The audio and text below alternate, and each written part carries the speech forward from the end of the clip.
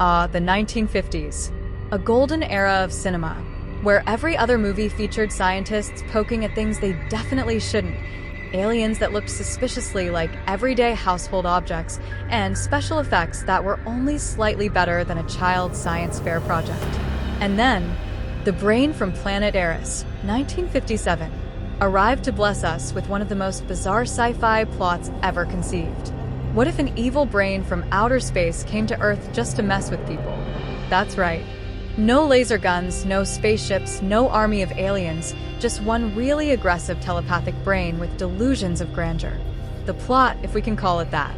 Our story begins with scientist Steve March, a man who lives in the desert with his fiancée, Sally, and his best friend, Dan. Steve's job mostly involves staring through telescopes and waiting for something weird to happen, which, lucky for him, happens almost immediately. He detects some strange radiation coming from Mystery Mountain, which, in a shocking twist, turns out to be a mountain full of mystery.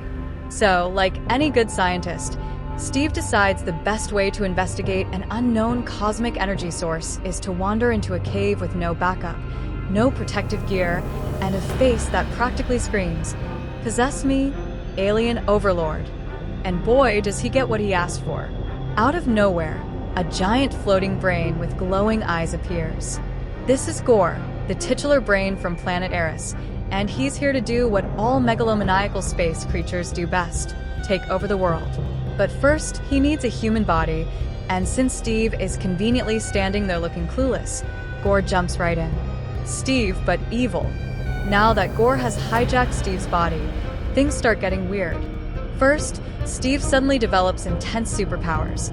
He can melt planes with his mind, throw people across the room, and most importantly, make dramatic faces while doing it.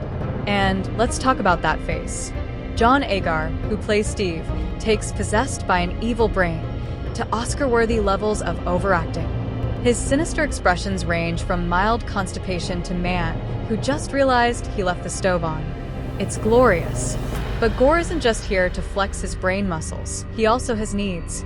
And by that, I mean he takes an immediate and creepy interest in Sally, Steve's fiancée. Apparently, even evil space brains aren't immune to 1950s romance tropes, because Gore starts making some very inappropriate advances.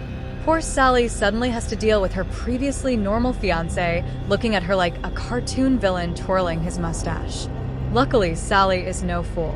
She quickly realizes Steve is acting way too much like a discount Dracula and calls on her father for help.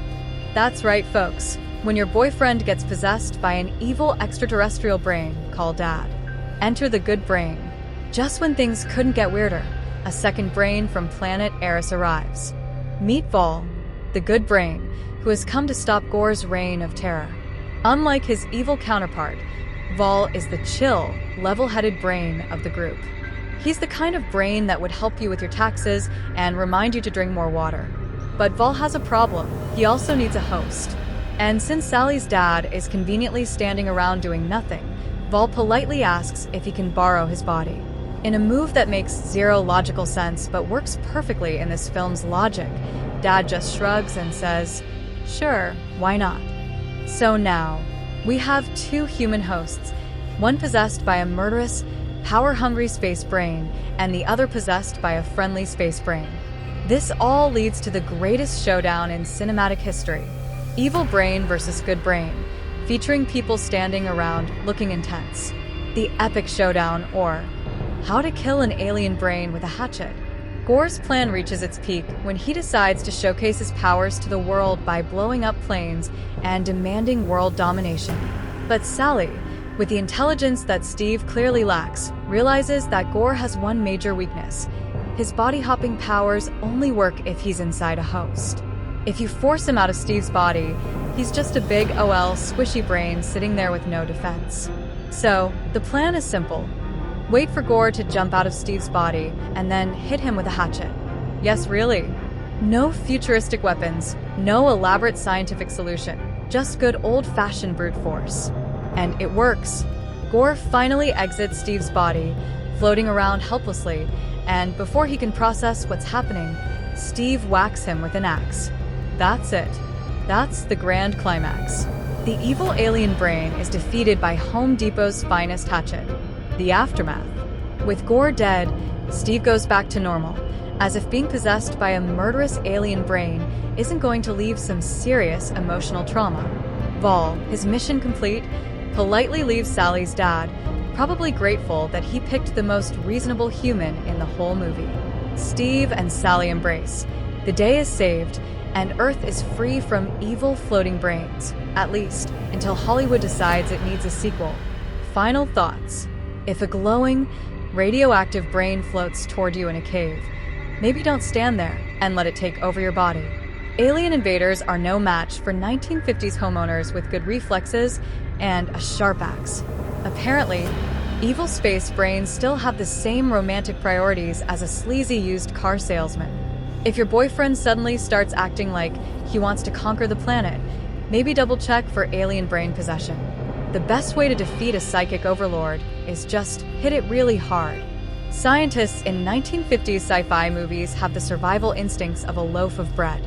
The government clearly missed out on making Brain Defense 101 a mandatory class. The special effects in this movie deserve their own award for most enthusiastic attempt at making a floating brain look scary. Despite his world-conquering ambitions, Gore somehow didn't think about how vulnerable he was outside of a host. In the end, all great conflicts can be solved with good old-fashioned 1950s problem-solving, violence, and dad logic. At the end of the day, the brain from Planet Arous is pure, glorious sci-fi cheese. It has everything you could want in a 1950s B-movie: ridiculous special effects, over-the-top acting, and a plot so insane it loops back around to being brilliant. If you love classic sci-fi that doesn't take itself seriously, this is a must-watch. And remember, next time you hear strange noises from a cave, maybe just walk away.